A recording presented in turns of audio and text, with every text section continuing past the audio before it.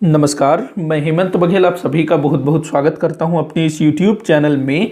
छत्तीसगढ़ के जनजातियों से संबंधित प्रश्न जो कि सीजीपीएससी की परीक्षाओं में पूछे जाते हैं उन पर आज हम लोग डिस्कस करने वाले हैं। आप में से बहुत सारे बच्चों ने मुझे कमेंट किया था कि अभी जो कुछ ही दिनों में सीजीपीएससी की प्रारंभिक परीक्षा होने वाली है उसके लिए छत्तीसगढ़ के जनजातियों से संबंधित एक सीरीज बनाइए। तो मैंने यहाँ पर टोटल 100 क्वेश्चन लिए हैं और सभी प्रश्न ना सीजीपीएससी की पुरानी परीक्षाओं में पूछे गए हैं और छत्तीसगढ़ की जनजातियों से रिलेटेड जो क्वेश्चंस है ना वो बहुत ज़्यादा रिपीट होते हैं। ध्यान रखिएगा, बहुत ज़्यादा रिपीट होते हैं, अधिकतर रिपीटेड क्वेश्चन ही होते हैं, अलग अलग तरीके से उसको पूछा जाता है। तो ध्यान से इस वीडियो को देखिएगा और क्वेश्चंस को सॉल्व करने की भी कोशिश करिएगा और मुझे बताइएगा कि आपसे कितने क्वेश्चन सॉल्व हुए हैं। तो चलिए हम लोग देखते हैं।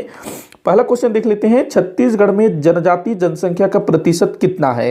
तो ये 2011 के जनगणना के अनुसार आपको बताना है कि हमारे छत्तीसगढ़ में जनजातियों का जनसंख्या प्रतिशत में कितना है। वैसे अगर मैं बताऊं तो टोटल जो जनसंख्या है ना 78,22,902 78,22,902 टोटल इतनी जनसंख्या है 2011 की जनगणना के अनुसार।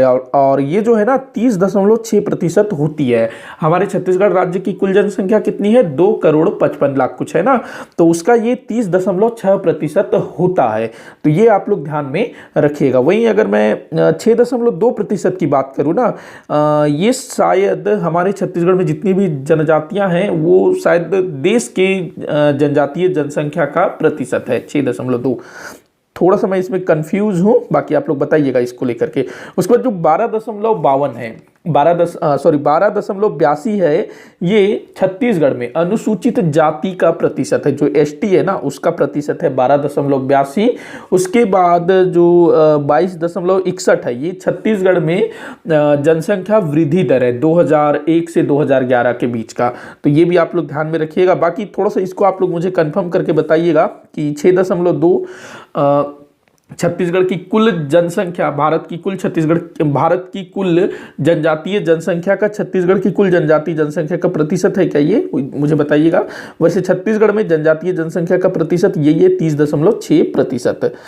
आगे बढ़ते हैं, अगला क्वेश्चन देखते हैं। छत्तीसगढ़ में कितने प्रकार की जनजाति निवास करती हैं। तो हमारे यहाँ टोटल 42 प्रकार के जनजातीय समूह निवास करते हैं। कितने, 42 प्रकार के जनजातीय समूह निवास करते हैं। और ये जो 42 जनजातियां हैं ये टोटल 161 उपजातियों में बटे हुए हैं। मतलब कि 42 जातियां हैं और इन जातियों की भी अलग अलग उपजातियां हैं। तो टोटल कितनी उपजातियां, 161 उपजातियां। हमारे भारत में सबसे ज्यादा जनजाति उड़ीसा में निवास करते हैं। टोटल वहां पर ना 62 प्रकार के जनजाति निवास करते हैं। हमारे यहाँ कितने प्रकार के हैं, 42 प्रकार के। ध्यान रखेंगे इस चीज को। तो 161 जनजाति के उपजाति, 42 प्रकार के जनजाति और वो 161 उपजातियों में बटा हुआ है। आगे बढ़ते हैं, अगला क्वेश्चन है, छत्तीसगढ़ की सबसे बड़ी जनजाति समूह कौन सी है। कई बार पूछा गया ये क्वेश्चन। तो जो गोंड जनजाति है ना ये छत्तीसगढ़ की सबसे बड़ी जनजाति जनसंख्या है। हमारे छत्तीसगढ़ में जितनी जो मैंने बताया ना 22 लाख, तो कितना 78,22,000 जनजातियों की जनसंख्या है। तो उसमें से 56% जनसंख्या गोंड जनजाति की है। मतलब कि हमारे छत्तीसगढ़ में जितने भी जनजातीय लोग निवास करते हैं एसटी वाले, उसमें से 56% गोंड जनजाति के हैं। ध्यान रखिएगा, गोंड जनजाति सबसे बड़ी जनजाति है और ये 41 उपजातियों में बटी हुई है। जो मैंने बताया ना कि जो 42 जनजातियां हैं हमारे छत्तीसगढ़ में और वो जो 42 जनजातियां हैं 161 उपजातियों में बटी हुई है। तो इन्हीं में से 42 में से एक जो है गोंड है और गोंड जो है 41 उपजातियों में बटी हुई है। मतलब कि यहाँ जो 161 है ना, इनमें से जो 41 उपजातियां हैं एक अकेली गोंड की है। तो गोंड बहुत बड़ी जनजाति है। ध्यान रखेंगे हमारे छत्तीसगढ़ में। और गोंडों द्वारा जो बोली बोली जाती है, कौन सी बोली बोलते हैं, गोंड, गोंडी बोली। तो 41 उपजातियों में ये बटे हुए हैं। ध्यान रखना, बहुत ज्यादा इंपॉर्टेंट है, कई बार ये पूछा जा चुका है। आगे बढ़ते हैं, अगला क्वेश्चन देखते हैं। गोंड जनजाति कितनी उपजातियों, गोंड जनजाति की कितनी उपजातियां हैं, मैंने अभी बताया 41 उपजातियां हैं। गोंड जनजाति की कितनी उपजातियां हैं, 41 उपजातियां हैं। और हमारे छत्तीसगढ़ में टोटल 42 जनजातियां पाई जाती है, और 62 कहाँ पर, उड़ीसा में, और ये 161 उपजातियों में बटी हुई है हमारे छत्तीसगढ़ की जनजातियां। तो गोंड जनजाति की 41 उपजातियां हैं। अगला क्वेश्चन है, घोटुल के विषय में क्या सही नहीं है। तो घोटुल से रिलेटेड काफी सारे क्वेश्चन पूछे जाते हैं, मैंने घोटुल पर डिटेल में वीडियो बनाया हुआ है, उसको आप लोग जरूर से देखिएगा। घोटुल और जो धुमकुरिया है उसके विषय में तो सारे जो भी डाउट है वो सब क्लियर हो जाएंगे। देख लेते हैं। पहला बोल रहा है मुरिया जनजाति में प्रचलित युवा गृह है। जी हाँ, बिल्कुल सही है। घोटुल जो है जो मुरिया जनजाति जिसका संकेंद्रण बस्तर क्षेत्र में है, नारायणपुर कोंडागांव बस्तर उस तरफ, तो मुरिया जनजाति में प्रचलित है युवा गृह। और ये जो मुरिया जनजाति है ना, ये गोंड जनजाति की ही एक उपजाति है। अगला दिया हुआ है, मुरिया जनजाति के अविवाहित युवक युवती इसके सदस्य होते हैं। जी हाँ, बिल्कुल सही है। जो अविवाहित युवक युवती होती है, युवकों को ना चेलिक बोला जाता है, युवतियों को मोटियारिन बोला जाता है इस घोटुल में, तो ये भी बिल्कुल सही है। अगला दिया है, घोटुल की शुरुआत लिंगोपेन नामक देवता ने की थी। जी हाँ, बिल्कुल सही है।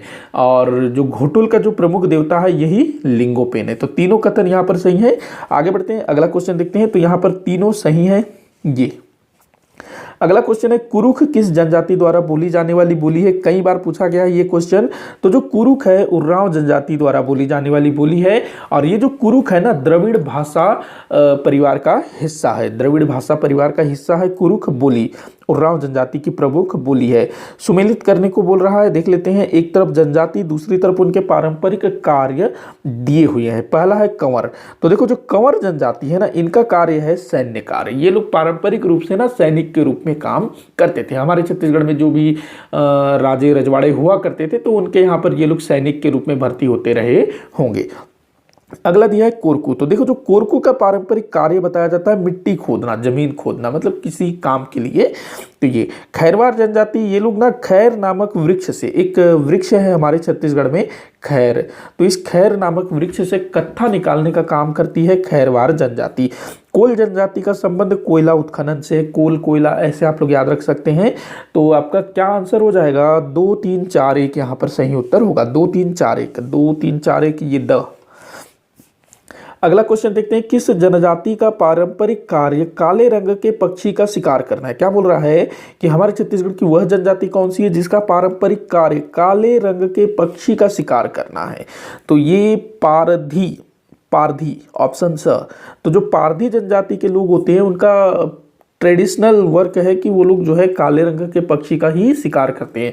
वैसे दूसरे पक्षी, दूसरे जानवर का भी शिकार करते होंगे, लेकिन विशेष करके वो लोग जो है काले रंग का कोई पक्षी होता है उसका शिकार करते हैं। और पारधी का मतलब ना शिकार होता है बस्तर क्षेत्र में, ध्यान रखना। अगला क्वेश्चन देखते हैं, सुमेलित करने को बोल रहा है, देख लेते हैं। तो दिया हुआ है कोशमा, मतलब एक तरफ जो है पेय पदार्थ है और दूसरी तरफ जो है जनजाति। तो दिया है कोशमा। तो कोशमा जो है आपके उर्रांव जनजाति से संबंधित है। कोशमा किससे संबंधित है, उर्रांव जनजाति से। लांदा का संबंध है गोंड जनजाति से। सल्फी का संबंध है मुरिया से। हाड़िया का संबंध है कोरवा जनजाति से। तो ये आप लोग ध्यान रखेंगे। ये सब जो है पेय पदार्थ है। अच्छा, ये जो सल्फी है ना, इसका संबंध गोंड जनजाति से, मतलब कि जो बस्तर क्षेत्र में जो गोंड लोग निवास करते हैं ना, उनके द्वारा सल्फी का भी मतलब कि वो लोग सल्फी को भी पीते हैं, लेकिन सल्फी का विशेष संबंध मुरिया जनजाति से है। वहीं आप लोग याद रखेंगे ताड़ी का संबंध ना बैगा जनजाति से है। उसके बाद आप लोग याद रखेंगे एक चीज, पेज याद रखेंगे।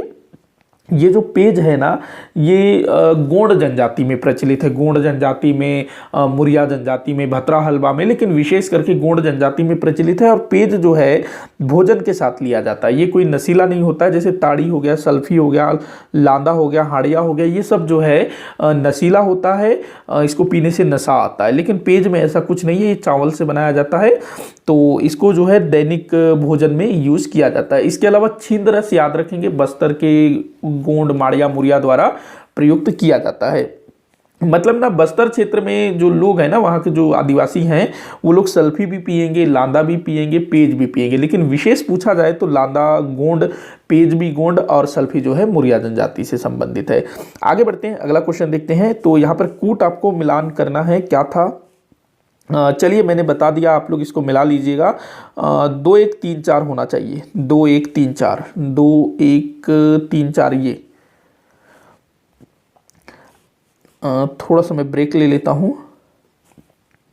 हाँ, तो अगला क्वेश्चन देखते हैं, घोटुल के विषय में है, क्योंकि घोटुल के बारे में बहुत कुछ बताना था इसलिए। और घोटुल से ना लगभग हर पेपर में क्वेश्चन पूछा ही पूछा जाता है। एक क्वेश्चन तो कॉमन टाइप का पूछा जाता है कि घोटुल का संबंध किस जनजाति से है, तो मुरिया जनजाति से संबंधित है, ध्यान रखेंगे इसको। बहुत से पेपर में पूछा गया घोटुल का संबंध किससे है, और इस टाइप से भी पूछा जाता है। तो देखते हैं, बोल रहा है सदस्य चेलिक और मोटियारिन कहलाते हैं। तो जो घोटुल के जो सदस्य होते हैं, मुरिया युवक युवती होते हैं, तो जो युवक होते हैं वो चेलिक कहलाते हैं, युवती मोटियारिन कहलाते हैं। तो पहला पॉइंट बिल्कुल सही है। दूसरा दिया है मुखिया सिरेदार और बेलोसा कहलाते हैं। जो युवकों अर्थात चेलिकों के जो मुखिया होते हैं सिरेदार, मोटियारिन मतलब लड़कियों की जो मुखिया होती है बेलोसा कहलाती है, बिल्कुल सही है। अगला दिया है युवती, माफ़ी चाहूँगा यहाँ पर मतलब टाइपिंग में गलती हो गया है। तो जो युवती सदस्यों की मुखिया प्राय वरिष्ठ विधवा सदस्य होती है, गलत है। देखो ये जो चीज है ना, ये धुमकुरिया जो कि उरांव जनजाति का युवा गृह है उसमें होता है। उसमें क्या होता है कि जो लड़कियों की जो मुखिया होगी ना, वो एक विधवा स्त्री को बनाया जाता है, लेकिन घोटुल में इस तरह का कोई चीज नहीं होता है। अगला दिया है, इसमें सदस्य केवल वयस्क मुरिया ही होते हैं, मतलब कि घोटुल के जो सदस्य हैं केवल वयस्क, वयस्क मतलब अभी तो पैमाना बना दिया गया है कि 18 वर्ष से अधिक आयु वाले वयस्क होंगे, लेकिन उस टाइम पे ऐसा कोई पैमाना नहीं था। लेकिन फिर भी जो थोड़े से बड़े हो जाएंगे, जिनके दाढ़ी मूछ आ गया, जो लड़कियां बड़ी हो गई, थोड़ा सा शरीर जो है परिपक्व हो गया, तो उसी को जो है वयस्क माना जाएगा पुराने हिसाब से। तो वो बोल रहा है कि वयस्क मुरिया ही इसके सदस्य होते हैं, तो नहीं, ऐसा नहीं है। जो छोटे बच्चे होते हैं ना, वो भी घोटुल के सदस्य होते हैं, ध्यान रखेंगे। तो छोटे बच्चे भी सदस्य होंगे। तो यहाँ पर 1 और 2 आपका सही उत्तर होगा, केवल 1 और 2 ही सही है यहाँ पर। अगला क्वेश्चन देखते हैं, निम्न कथनों पर विचार करने को बोल रहा है। तो उरांव जनजाति के विषय में है, देखते हैं। पहला दिया हुआ है, उरांव जनजाति द्वारा साल वृक्ष में फूल खिलने पर चैत्र पूर्णिमा के दिन सरहुल नामक पर्व मनाया जाता है। जी हाँ, बिल्कुल सही है। तो पहला चीज तो आपको ये ध्यान रखना है कि उरांव जनजाति द्वारा सरहुल पर्व मनाया जाता है। कई बार पूछा गया है ये क्वेश्चन कि सरहुल पर्व कौन मनाते हैं, उरांव जनजाति का कौन सा पर्व है, तो कई बार पूछा जा चुका है। कब मनाया जाता है, तो चैत्र पूर्णिमा के दिन। एक और चीज, साल वृक्ष में फूल खिलने पर, यह भी कई बार पूछा गया है कि कौन सी जनजाति साल वृक्ष में फूल खिलने पर त्योहार मनाती है, तो उरांव जनजाति। कौन सा त्योहार मनाती है, तो सरहुल पर्व चैत्र पूर्णिमा के दिन, ध्यान रखेंगे। अगला दिया है, सरना देवी उरांव जनजाति की प्रमुख देवी है। जी हाँ, बिल्कुल सही है, ये भी कई बार पूछा जा चुका है। और ये जो सरना देवी है, इनका जो निवास है साल वृक्ष में माना जाता है। अब इनका जो निवास है वहां पर जब फूल खिलता है चैत्र पूर्णिमा के दिन, तो ये लोग जो है ये वाला पर्व मनाते हैं। सरहुल पर्व के साथ ही सरहुल नृत्य भी किया जाता है। जी हाँ, बिल्कुल सही है, ये जो सरहुल पर्व है उसमें सरहुल नृत्य भी करते हैं। तो ये तीनों कथन यहाँ पर सही है। बहुत इंपॉर्टेंट क्वेश्चन है, बहुत बार ये पूछा गया है अलग अलग तरीके से। तो तीनों कथन यहाँ पर सही है, मतलब तीनों यहाँ पर सही है, उपरोक्त तीनों सही है। अगला है, सुमेलित करने को बोला गया है। एक तरफ जनजाति दिया हुआ है, दूसरी तरफ उनके द्वारा किए जाने वाले स्थानांतरित कृषि। तो देख लेते हैं। तो कोरवा जनजाति सबसे पहले दिया है, कोरवा जनजाति। तो इनके द्वारा जो कृषि की जाती है देवारी कहा जाता है। इनके स्थानांतरित कृषि को गोंड जनजाति में धारिया अथवा बेवार नामक कृषि की जाती है। भत्रा जनजाति में दाहिया, बैगा जनजाति में बेवार। तो 3 2 4 1 इसका आंसर हो जाएगा। 3 2 4 1, 3 2 4 1 ये द। स्थानांतरित कृषि मतलब क्या होता है कि जो आदिवासी होते हैं ना, जनजातीय लोग, वो लोग स्थान बदल बदल करके कृषि करते हैं, क्योंकि वो लोग अपने खेतों में किसी तरह का कोई खाद वगैरह प्रयोग में नहीं लाते हैं। तो क्या होता है, उससे जो जमीन है वो लंबे समय तक उपजाऊ नहीं रह पाती है। एक समय ऐसा आता है कि फसल का उत्पादन काफ़ी कम हो जाता है, तो ये क्या करते हैं, दूसरे स्थान में जा करके खेती करना शुरू कर देते हैं। देखो अभी तो ये चीज़ पॉसिबल नहीं है, क्योंकि अभी तो भाई सब चीज़ को सरकार ने अपने अधिकार में कर लिया, लेकिन पहले के समय में ना पूरा जंगल इनका था, भाई जहां जाओ वहां जाओ खेती कर लो, इस टाइप से।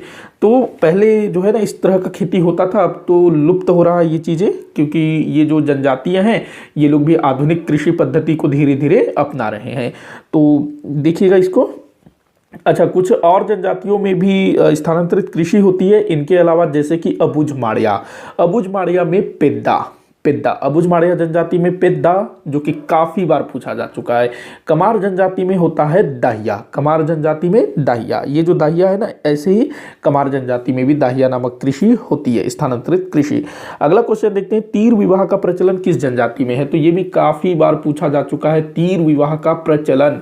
तो ये बिंझवार जनजाति में, जो अपने क्या नाम, शहीद वीर नारायण सिंह जी इसी जनजाति से थे, बिंझवार जनजाति से। तो इसमें जो है तीर विवाह का प्रचलन है। देखिए क्या होता है कि जब भी किसी बिंझवार जनजाति की युवती का विवाह नहीं हो रहा होता है, कोई उसके लिए सुयोग्य वर नहीं मिल रहा होता है, तो ऐसे में वो क्या करते हैं, तीर से उस कन्या का विवाह कर लेते हैं। और बिंझवार जनजाति का जातीय चिन्ह भी तीर को माना जाता है। अगला क्वेश्चन देखते हैं, निम्न कथनों पर विचार कीजिए। देखते हैं, छत्तीसगढ़ की 5 जनजातियों को राष्ट्रपति द्वारा विशेष पिछड़ी जनजाति का दर्जा दिया गया। जी हाँ, बिल्कुल सही है। हमारे छत्तीसगढ़ की 5 जनजातियां कौन कौन सी हैं? एक तो अबुझमाड़िया, दूसरा बैगा, तीसरा बिरहोर, चौथा कमार, उसके बाद कोरवा। तो इन 5 जनजातियों को भारत के राष्ट्रपति मतलब कि केंद्र सरकार द्वारा विशेष पिछड़ी जनजाति का दर्जा दिया गया है, और इनके लिए जो है अलग से प्रावधान, अलग से फंड आता है। अगला दिया है, छत्तीसगढ़ की 3 जनजातियों को राज्यपाल द्वारा विशेष पिछड़ी जनजाति का दर्जा दिया गया। नहीं, देखो यहाँ 3 नहीं, 2 जनजातियों को, तो ये गलत हो जाएगा आपको। हाँ, ये सही है कि 2 जनजातियों को राज्यपाल द्वारा या फिर कहें राज्य सरकार द्वारा विशेष पिछड़ी जनजाति का दर्जा दिया गया है, पंडो और भुंजिया। ध्यान रखना इस चीज को। तो टोटल हमारे यहाँ 7 पिछड़ी जनजातियां हैं। अगला यही है कि छत्तीसगढ़ में विशेष पिछड़ी जनजातियों की संख्या 7 है। ये बिल्कुल सही है। टोटल कितने हैं? 7, 5 केंद्र सरकार द्वारा, 2 राज्य सरकार द्वारा। तो यहाँ पर 1 और 3 आपका सही हो जाएगा, केवल 1 और 3 सही है। अगला क्वेश्चन है, छत्तीसगढ़ की सबसे पिछड़ी जनजाति कौन सी है? तो देखो, छत्तीसगढ़ में 7 विशेष पिछड़ी जनजातियां हैं, लेकिन उन 7 में से भी एक जनजाति ऐसी है जो इन सब में से बहुत पिछड़ी है, एकदम बहुत ज्यादा ही पिछड़ी है। वो है अबुझमाड़िया जनजाति। नारायणपुर के अबुझमाड़ क्षेत्र में इनका संकेंद्रण है। अभी ना कुछ वर्षों पहले तक इनका जो क्षेत्र है ना अबुझमाड़, वहां पर बाहरी लोगों का प्रवेश निषेध था, क्योंकि ये लोग जो है बाहरी लोगों को अपने क्षेत्र में देखने से जो है थोड़े से उग्र हो जाते थे। अभी अभी जो है ये लोग मुख्य धारा से जुड़ रहे हैं। तो अबुझमाड़िया सबसे ज्यादा पिछड़े हैं, ध्यान रखेंगे। 7 जनजातियों में भी सबसे ज्यादा पिछड़े अबुझमाड़िया जनजाति। नारायणपुर के अबुझमाड़ क्षेत्र में इनका संकेंद्रण है। और अबुझमाड़िया ना गोंड जनजाति की ही उपजाति है, गोंड जनजाति, जिसकी 41 उपजातियां हैं। अगला क्वेश्चन है, अंगादेव किस जनजाति में प्रचलित देवता है? ये भी क्वेश्चन ना पूछा गया है। मुरिया जनजाति में अंगादेव संबंधित है, मुरिया जनजाति से। बस्तर के जो मुरिया, अच्छा मुरिया को ही ना मुड़िया लिखा जाता है, ध्यान रखेंगे। मुरिया को ही क्या लिखा जाता है? मुड़िया। असल में ये मुरिया है, मुड़िया नहीं है, ध्यान रखेंगे। और ये जो अंगादेव है ना, ये बस्तर में जो मढ़ई मेला होता है, मढ़ई मेला, तो उसके देवता है, मढ़ई मेला के देवता हैं। और ये लकड़ी से तैयार किया जाता है, काष्ठ से। अगला क्वेश्चन देखते हैं, काष्ठ निर्मित सुंदर तंबाकू पात्र का प्रचलन किस जनजाति में है? ये क्वेश्चन भी पूछा गया है। तो ये मुरिया जनजाति में है। देखो, जो जनजातीय लोग हैं ना, वो तंबाकू खाने के बड़े शौकीन होते हैं। तो तंबाकू को रखने के लिए मुरिया जनजाति द्वारा स्पेशल लकड़ी के सुंदर डिब्बी बनाए जाते हैं, छोटे डब्बे। अगला क्वेश्चन देखते हैं। वैसे ये क्वेश्चन मैंने लिया था पिछले किसी वीडियो में। अगला क्वेश्चन है, घोटुल नामक युवा गृह किस जनजाति में प्रचलित है? ये क्वेश्चन बहुत बार पूछा गया, सेम इसी तरह से। तो ये जो है, अब यहाँ पर मैं आपको एक चीज बताना चाहूंगा कि जो CGPSC है, उसने ना एक बार गोंड को उत्तर लिया था, गोंड को, और उसने फिर कई बार जो है मुरिया को भी आंसर लिया है। असल में ये जो घोटुल जनजाति है, ये मुरिया जनजाति का युवा गृह है। और जिस वर्ष CGPSC ने गोंड को आंसर लिया था ना, तो उसमें विकल्प में मुरिया नहीं था, ध्यान रखेंगे। विकल्प में मुरिया नहीं था, गोंड जनजाति था और दूसरी जनजातियां थी। तो वहां पर आंसर जो है गोंड को लिया गया है।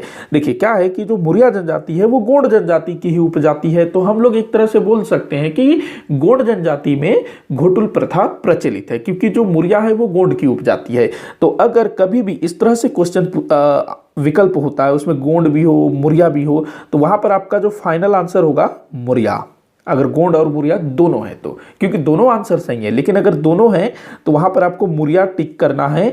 वहीं अगर मुरिया नहीं है, उत्तर में जो है आपका विकल्प में केवल गोंड दिया हुआ है और दूसरी जनजातियां कमार दे दिया है, उरांव बिरहोर दे दिया है, साथ में गोंड, तो वहां पर गोंड आप उत्तर लगाएंगे तो वो बिल्कुल सही होगा। और मुरिया भी है तो आपको मुरिया ही लगाना होगा। आगे बढ़ते हैं, समझ गए होंगे आप लोग।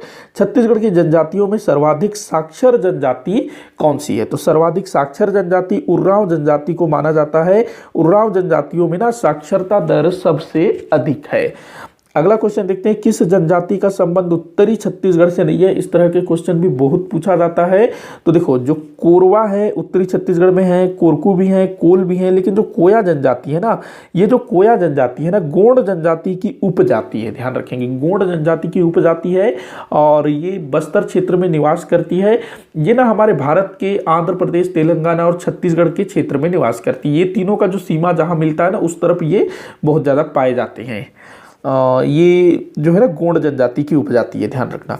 अगला क्वेश्चन है, सांस्कृतिक रूप से सर्वाधिक समृद्ध जनजाति कौन सी है? सांस्कृतिक रूप से सर्वाधिक समृद्ध जनजाति, तो ये माना जाता है मुरिया जनजाति को। मुरिया जनजाति में घोटुल प्रथा प्रचलित है ना, तो इनको ही जो है सांस्कृतिक दृष्टि से सर्वाधिक समृद्ध माना जाता है। मुरिया जनजाति में ना कई सारे नृत्य प्रचलित है, जैसे कि मांदरी नृत्य, गेड़ी नृत्य, इबालतोर नृत्य, कक्सार, घुटुल पाटा, तो ये सांस्कृतिक दृष्टि से काफ़ी समृद्ध है और आज भी कुछ हद तक ये लोग जो है अपनी संस्कृतियों को बनाए हुए हैं। हालांकि आधुनिकता का जो प्रभाव है इनके ऊपर पड़ रहा है और कई सारी चीजें जो है लुप्त भी हो रही है। तो ध्यान रखेंगे, सर्वाधिक समृद्ध जनजाति मतलब सांस्कृतिक रूप से सर्वाधिक समृद्ध जनजाति मुरिया जनजाति।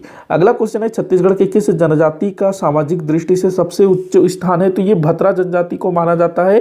देखो, जो भतरा जनजाति है ना, इसका जो पारंपरिक कार्य बताया जाता है सेवा कार्य। ये लोग जो है ना घरों में सेवक के रूप में काम करते थे, या साफ साफ बोलो तो नौकर के रूप में काम करते थे। तो ये भद्रजनों के आसपास रहते थे, अच्छे मतलब नगर में रहते थे, जो धनवान लोग होते थे, सम्माननीय लोग होते थे, उनके साथ ये लोग उठना बैठना होता था, काम करते थे उनके यहाँ। तो इसी कारण इनको जो है भद्र कहा गया और बाद में ये लोग भतरा कहलाए। तो इनका जो है सामाजिक दृष्टि से सबसे उच्च स्थान माना जाता है। अगला क्वेश्चन देखते हैं, वेरियर एल्विन ने किस नृत्य को दुनिया का सबसे सुंदर नृत्य कहा है? ये क्वेश्चन भी काफी बार पूछा गया है। तो जो वेरियर एल्विन है, इसने गौर नृत्य जो कि दंडामी माड़िया जनजाति द्वारा किया जाता है, इसमें ना गौर नाम के पशु के जो सींग होते हैं, गौर एक पशु है तो उसके सींग का मुकुट बनाया जाता है, उसको पहन करके ये लोग नाचते हैं। गौर नृत्य दंडामी माड़िया को बाइसन हार्न माड़िया भी बोला जाता है। तो गौर नृत्य दुनिया का सबसे सुंदर नृत्य इसको बोला जाता है। बाकी जो एबालतोर है, मांदरी है, कक्सार है, ये सब भी जो है बस्तर के मुरिया जनजाति में प्रचलित है। अगला क्वेश्चन है, किस जनजाति को आर्थिक दृष्टि से सर्वाधिक समृद्ध माना जाता है? तो यहाँ पर हल्बा जनजाति को ना आर्थिक दृष्टि से सर्वाधिक समृद्ध माना जाता है। हल्बा जनजाति की प्रमुख बोली हल्बी है और बस्तर क्षेत्र की लोक बोली मतलब कि बस्तर क्षेत्र में सर्वाधिक बोली जाने वाली बोली हल्बी को माना जाता है। अच्छा, हमारे छत्तीसगढ़ में ना छत्तीसगढ़ी बोली के बाद है जो सबसे ज़्यादा बोली जाने वाली बोली हल्बी ही है और बस्तर क्षेत्र के तमाम जो आदिवासी हैं ना हल्बी बोली का प्रयोग करते हैं। हालांकि वो लोग अपनी बोली भी बोलते हैं, लेकिन बस्तर में संपर्क बोली या संपर्क भाषा के रूप में हल्बी को जाना जाता है। हल्बी आर्य भाषा परिवार का हिस्सा है, ये भी आप ध्यान में रखेंगे। उस अगला दिया हुआ है, निम्न कथनों पर विचार करने को बोल रहा है। बहुत सारे कथन दे दिए हैं, देख लेते हैं। तो गोंड स्वयं को कोयतोर कहते हैं। पहला बोल रहा है गोंड स्वयं को कोयतोर कहते हैं, तो बिल्कुल सही है। गोंड जनजाति के लोग ना खुद को कोयतोर कहते हैं। कोयतोर का मतलब होता है पर्वतवासी। अगला दिया है, गोंड जनजाति के प्रमुख देवता दूल्हा देव है। जी हाँ, बिल्कुल सही है। गोंड जनजाति के प्रमुख देवता दूल्हा देव, बूढ़ा देव बैगा जनजाति के हैं। आगे देखते हैं, गोंड जनजाति में मेघनाथ पर्व प्रचलित है। जी हाँ, बिल्कुल सही है, मेघनाथ पर्व। अच्छा, मेघनाथ खंब बोले तो वो कुरकू जनजाति से संबंधित है। मेघनाथ पर्व गोंड जनजाति से। अगला दिया है, गोंड जनजाति की संपर्क बोली हल्बी है। तो नहीं भाई, गोंड जनजाति की जो संपर्क बोली है वो गोंडी है। वैसे गोंड ना हल्बी बोली को भी बोलते हैं, लेकिन गोंडों की जो असल जो उनकी संपर्क बोली है वो गोंडी है, ध्यान रखेंगे। गोंड जनजाति की संपर्क बोली क्या है, गोंडी है, तो ये आपका गलत हो जाएगा। अगला दिया है गोंड जनजाति का संकेंद्रण बस्तर क्षेत्र में है। वैसे तो गोंड जनजाति का संकेंद्रण छत्तीसगढ़ के एक बहुत बड़े हिस्से में है, लेकिन विशेष करके ना बस्तर क्षेत्र में इनका संकेंद्रण बहुत अधिक देखने को मिलता है, तो ये इसको हम सही मान सकते हैं। वैसे तो छत्तीसगढ़ में लगभग पूरे तरफ हैं, फिलहाल इसको हम लोग सही मान लेते हैं। तो यहाँ पर चौथा आपका गलत है, तो 1 2 3 5 आपका आंसर होगा, 1 2 3 5 ये रहा प। अगला क्वेश्चन देखते हैं, निम्न कथनों पर विचार कीजिए। कर लेते हैं निम्न कथनों पर विचार। तो पहला कथन दिया हुआ है, भुजिया जनजाति के लोग रोगा नहीं रोगो होना था ये, तो भुजिया जनजाति के लोग रोगों का इलाज लोह से दाग कर करते हैं। भुजिया जनजाति के लोग, तो बिल्कुल सही है। भुजिया जनजाति के लोग ना जो भी उनको बीमारी होती है ना, तो उसको लोह से दागते हैं बीमार व्यक्ति को, बिल्कुल सही है। अगला दिया है, भुजिया जनजाति में 2 समूह पाए जाते हैं, चैखुटिया भुजिया और चिंदा भुजिया। चैखुटिया और चिंदा भुजिया, बिल्कुल सही है। 2 मतलब कि इसकी उपजातियां, जैसे कि गोंड जनजाति की 41 उपजाति है ना, उसी प्रकार से। अगला दिया है, भुजिया जनजाति में रसोई के लिए अलग से कमरा होता है जिसे लाल बंगला कहा जाता है। जी हाँ, बिल्कुल सही है। इनका जो रसोई घर है ना, वो लाल रंग से पुता हुआ होता है, इसी कारण उसको लाल बंगला बोला जाता है। तो तीनों कथन यहाँ सही है, द आपका उत्तर होगा। अगला क्वेश्चन है, पंडो जनजाति का संकेंद्रण किस क्षेत्र में है। तो पंडो जनजाति जो कि हमारे छत्तीसगढ़ राज्य सरकार द्वारा विशेष पिछड़ी जनजाति का दर्जा प्राप्त है, तो इसका जो संकेंद्रण है सरगुजा क्षेत्र में, विशेष करके सरगुजा क्षेत्र के अंबिकापुर के आसपास इनका संकेंद्रण है। अगला क्वेश्चन देखते हैं, किस जनजाति के लोग मांस मदिरा का त्याग कर कबीर पंथ को अपना रहे हैं। ये क्वेश्चन भी काफी बार पूछा जा चुका है। तो जो हल्बा जनजाति है ना, ये लोग मांस मदिरा मतलब कि मांसाहार का त्याग करके ये लोग जो है शाकाहार को अपना रहे हैं और कबीर पंथ को बड़ी संख्या में अपना रहे हैं। कौन? हल्बा जनजाति। वहीं ये जो उर्राव जनजाति है ना, इनका बहुत ज्यादा धर्मांतरण हुआ है, मतलब कि उस तरफ काफी ईसाई मिशनरियां हैं सरगुजा जसपुर क्षेत्र में, तो ये लोग ईसाई धर्म में कन्वर्ट हो रहे हैं। तो हल्बा जनजाति कबीर पंथ की ओर इनका झुकाव बहुत ज्यादा देखने को मिल रहा है। अगला क्वेश्चन है, निम्न कथनों पर विचार करने को बोल रहा है, देख लेते हैं। तो धुमकुरिया के संबंध में है, नहीं उर्राव जनजाति के संबंध में है। तो दिया है, उर्राव जनजाति में प्रचलित युवा गृह धुमकुरिया है। जी हाँ, बिल्कुल सही है। धुमकुरिया का जो युवक सदस्य होता है धांगर कहलाता है, युवतियां धांगरिन कहलाती हैं, ध्यान रखेंगे इसको भी। सर्वाधिक धर्मांतरण उर्राव जनजाति का हुआ है, बिल्कुल सही है। उर्राव जनजाति का पारंपरिक पोशाक करेया है, बिल्कुल सही है, ये चीज भी करेया ध्यान रखेंगे, पूछा गया है। गांव का प्रमुख मांझी होता है, ये भी सही है। तो यहाँ पर आपका जो चारों कथन है वो सही है, तो 1 2 3 4 यहाँ आपका उत्तर होगा, 1 2 3 4 द। अगला क्वेश्चन है, कौन सी जनजाति सबरी को अपना पूर्वज मानती है। तो सबरी, तो ये जो सौरा है ना, सौरा जिसका पारंपरिक कार्य सांप पकड़ने का है, मतलब कि ये लोग सपेरे का काम करते हैं, सांप पकड़ने का इनका काम है सौरा जनजाति का। तो ये लोग जो है सबरी, जो माता सबरी थी ना, जिन्होंने प्रभु श्री रामचंद्र जी को चख चख करके बेर खिलाए थे, मतलब कि अपने जूठे बेर खिलाए थे माता सबरी ने। और माता सबरी का निवास कहाँ माना जाता है, हमारे छत्तीसगढ़ के शिवरी नारायण में, जो जांजगीर चांपा में है ना शिवरी नारायण, तो वहां पर जो है माता सबरी का निवास माना जाता है। तो जो सौरा जनजाति के लोग हैं, ये माता सबरी को अपनी पूर्वज मानते हैं, मतलब कि खुद को माता सबरी का वंशज बताते हैं। कौन? सौरा जनजाति के लोग। अगला क्वेश्चन देखते हैं, बैगा जनजाति और कंवर जनजाति की मिश्रित जनजाति कौन सी है, काफी बार पूछा जा चुका है। तो ये जो भैना जनजाति के लोग हैं ना, जो बिलासपुर के आसपास इनका संकेंद्रण देखने को मिलता है, बिलासपुर कोरबा वगैरह में, तो ये लोग जो है भैना जनजाति के लोग, ये बैगा और कंवर जनजाति के सम्मिश्रण है, मतलब कि बैगा और कंवर जनजातियों में वैवाहिक संबंध होते होंगे, तो उससे जो वंश चला उसको भैना बोला गया।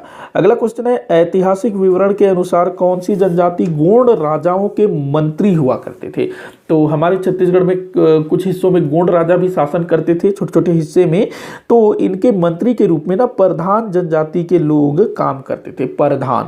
प्रधानमंत्री, ऐसे आप लोग याद रख सकते हैं। अगला क्वेश्चन है, पुष कोलांग अथवा पुष कलंगा नृत्य कौन करते हैं। तो ये क्वेश्चन भी मैंने लिया था पिछले किसी वीडियो में। तो ये मुरिया जनजाति द्वारा किया जाता है। पुष कोलांग अथवा पुष कलंगा मुरिया जनजाति में प्रचलित है। अगला क्वेश्चन है, ये विचार करने वाला क्वेश्चन है, फिर से कर लेते हैं भाई विचार। तो दिया है अबुझमाड़िया गोंड जनजाति की उपजाति है। अबुझमाड़िया गोंड जनजाति की उपजाति है, बिल्कुल सही है। अबुझमाड़िया स्वयं को मेटाभूम कहते हैं, बिल्कुल सही है। देखो जो गोंड है खुद को कोयतोर कहते हैं और अबुझमाड़िया खुद को मेटाभूम कहते हैं। तो जो अबुझमाड़िया है गोंड जनजाति की उपजाति है। अबुझमाड़ का अर्थ अज्ञात है, बिल्कुल सही है। अगला दिया है अबुझमाड़िया जनजाति में प्रचलित कृषि पद्धति पेद्दा कहलाती है, पेद्दा। तो ये भी बिल्कुल सही है। अबुझमाड़िया जनजाति का संकेंद्र नारायणपुर जिले में है, बिल्कुल सही है। नारायणपुर का जो अबुझमाड़ क्षेत्र है उसमें जो है इनका संकेंद्रण है। तो यहाँ पर पांचों कथन सही है, तो 1 2 3 4 5 आपका उत्तर होगा द। अगला क्वेश्चन देखते हैं, बस्तर अंचल की प्रमुख बोली कौन सी है। तो बस्तर अंचल की प्रमुख बोली है हल्बी बोली। वैसे बस्तर अंचल में गोंडी भी बोला जाता है, धुरवी भी बोला जाता है, दोरली भी बोला जाता है, लेकिन प्रमुखतः यहाँ पर आपको हल्बी बोली देखने सुनने बोलने को मिलेगा। हल्बी बोली ये आपको कांकेर में भी कुछ जानने वाले मिलेंगे, कोंडागांव, नारायणपुर, बस्तर इस तरफ तो खास बोला जाता है। बाकी आप दंतेवाड़ा, बीजापुर उस तरफ भी जाएंगे तो हल्बी में बात करने वाले मिल ही जाएंगे। तो हल्बी जो है बस्तर की संपर्क बोली है। अगला क्वेश्चन है, निम्न कथनों पर विचार कीजिए, देख लेते हैं।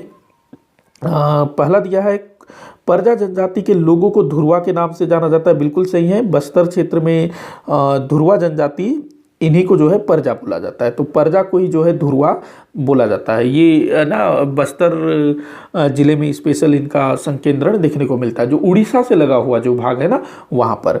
अगला क्वेश्चन, अगला दिया है परजा जनजाति का युवा गृह धांगा बक्सर कहलाता है, बिल्कुल सही है। धांगा बक्सर परजा जनजाति में प्रचलित है। ग्राम मुखिया मडुली कहा जाता है, हाँ ये भी सही है। तो तीनों कथन यहाँ पर सही है, 1 2 3 आपका उत्तर होगा द। आगे बढ़ते हैं। अगला क्वेश्चन दिया है, बस्तर के गोंड जनजाति द्वारा नई फसल आने पर कौन सा पर्व मनाया जाता है। नई फसल आने पर तो ये नवाखानी मनाते हैं। देखो पूरे छत्तीसगढ़ में ना नई फसल आने के उपलक्ष्य में कौन सा त्योहार मनाया जाता है, पोला मनाया जाता है। कब मनाते हैं, भाद्रपद अमावस्या के दिन। तो जिस महीने अर्थात भाद्रपद अमावस्या को जब पूरे छत्तीसगढ़ में पोला मनाया जाता है तो बस्तर क्षेत्र में नवाखानी मनाया जाता है। ये जो पोला है, ये जो नवाखानी है, खेतों में जब नई फसल लगना शुरू हो जाता है, मतलब किसान जो है बीज वगैरह बो लेता है और भाद्रपद महीने तक ना खेतों में अंकुर फूटना शुरू हो चुका होता है, तो फसल जो है पकना चालू हो जाती है। तो उसी समय ये लोग जो है नवाखानी पर्व मनाते हैं। ध्यान रखेंगे, बस्तर के जनजातियों द्वारा नवाखानी पर्व मनाया जाता है, फसल नई फसल आने पर नवाखानी।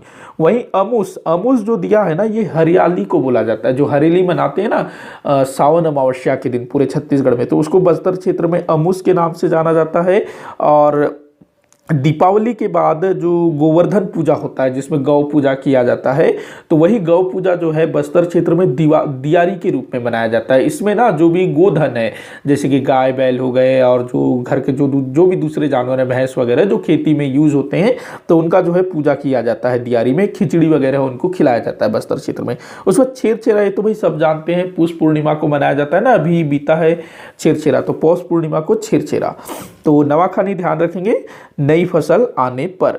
अगला क्वेश्चन है, किस जनजाति की ऐसी मान्यता है कि हल जोतने पर धरती माता को कष्ट होता है।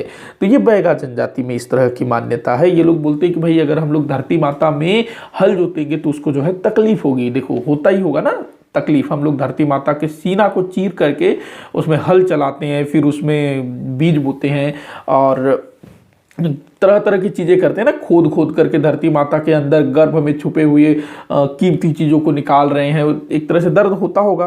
तो ये बैगा जनजाति का ऐसा मानना है। और ये लोग जो है बेवार कृषि करते हैं, उसमें जो है खेत हल वगैरह नहीं जोता जाता होगा क्या, इनके द्वारा देखना पड़ेगा इस चीज को। तो बैगा जनजाति जो है ऐसी मानती है कि धरती माता को हल जोतने से कष्ट होता होगा। अगला क्वेश्चन है, आमाखाई पर्व किस जनजाति द्वारा मनाया जाता है। तो देखो जो आमाखाई पर्व है ना, अगर इसके विषय में मैं बात करूं तो आपका जो पीएससी मतलब सीजीपीएससी जो आंसर लेता है वो आपका जो है ना परजा जनजाति, जो धुरवा जनजाति है, इसके द्वारा मनाया जाता है। ये बोलता है आमाखाई।